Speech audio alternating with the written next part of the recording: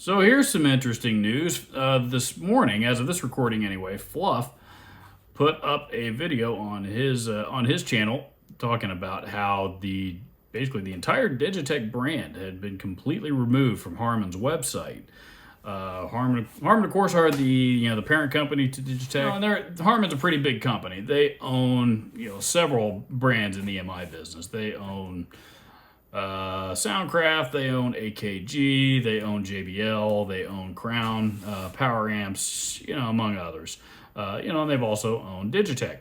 And then Harman, of course, got bought out by Samsung a few years ago, and Samsung has been calling the shots basically ever since. Well, apparently people started to notice that the Digitech brand and all of their products have since been removed from the Harman website, and which is now leading to speculation: what happened to Digitech? They have Harman kept a pretty low profile on the Digitech brand for the last several years, basically since I think they parted ways with Tom Cram back in 2018, I believe. Tom Cram, by the way, was the guy, the genius, in my opinion, that they brought in the most recent era. He's the guy that designed things like he brought back the DoD product and revitalized classics like the OD 250. The Meatbox synthesizer, as well as came out with a whole bunch of new Digitech products. Things like they updated the whammy pedal, the Nautilus. The Nautilus pedal has been real popular. The Carcosa fuzz has been real popular. The smaller whammy pedals like the Drop and the Ricochet, those were all Tom Cram designs. And from my own personal perspective, it was Tom Cram and his designs that renewed my faith in not only Digitech's products, but the brand in general. Because I, prior to that, wasn't a fan, but it made me become more open-minded to go back and try some of their older stuff. And I've demoed a lot of those pedals on my channel. Things like the like the Bad Monkey Overdrive, the Screamin' Blues Overdrive, the Digitech Hardwire series pedals that those of you that follow my channel know I'm real big on.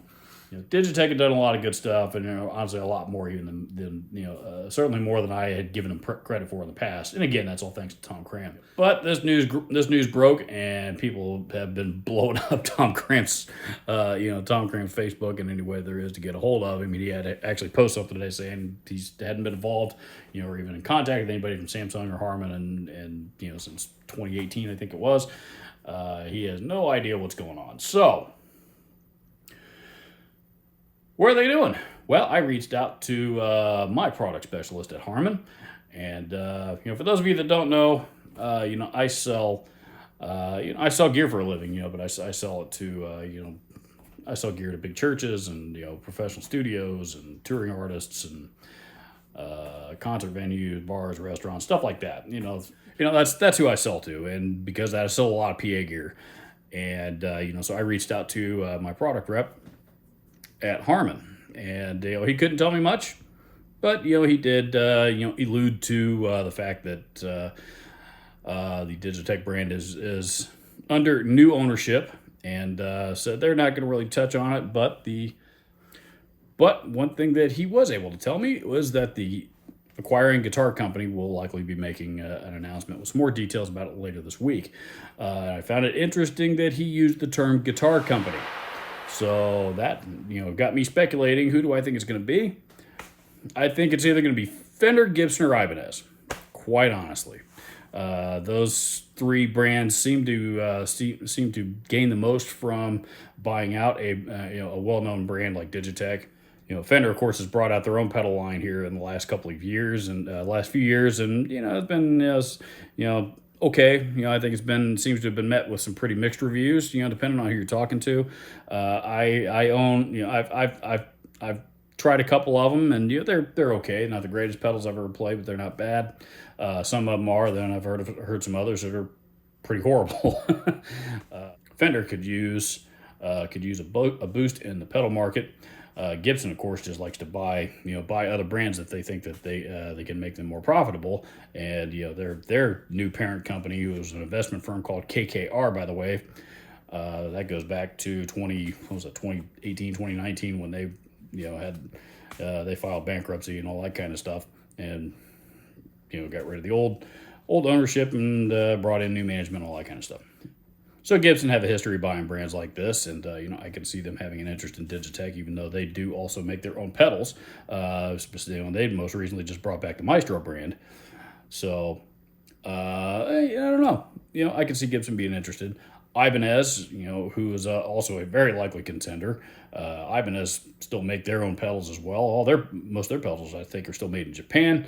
Of course, they're famous for classics. I don't know how many tube screamers they put out over the years since the original TS-808 came out, but it's gotten to the point now that that we just mentioned the words tube screamer, and nobody even bothers to put Ibanez in front of it. We just know it's Ibanez. So off the top of my head, I think those are probably the three most likely candidates of who have purchased, who seem to have purchased Digitech. I don't know. Not sure. Who it could be any number of people. Maybe somebody like Schecter. Maybe Schecter's wanting to get into the pedal industry, and would prefer to have a well-established platform rather than coming up with their own designs. They got in and out of the amp business pretty quick because they didn't do well with amplifiers. Their designs. A lot of people like the sound of them, but they didn't hold up very well. So it could be somebody like Schecter. It could be maybe Music Man's got has aspirations to get into the pedal business. I don't know. Who knows? There could be maybe it could be a small company. Who knows? The possibilities are endless, but for my money, I'm willing to bet that just because of the fact that I'm just speculating because he used the term guitar company when he replied back to me, and I could just he could just be that because they're guitar pedals, he considers them a guitar company. I don't know. I mean, it could be something as stupid as that, and an actual guitar company didn't buy him out at all, but. That's what I'm going to go with. So I'm betting it was probably if I had to guess on what one company that it was, I'll bet you it was Gibson. But I don't know. We'll see. Hopefully that announcement comes out later this week, in which case I will be doing a follow-up video just like this one talking about that. So happy Wednesday.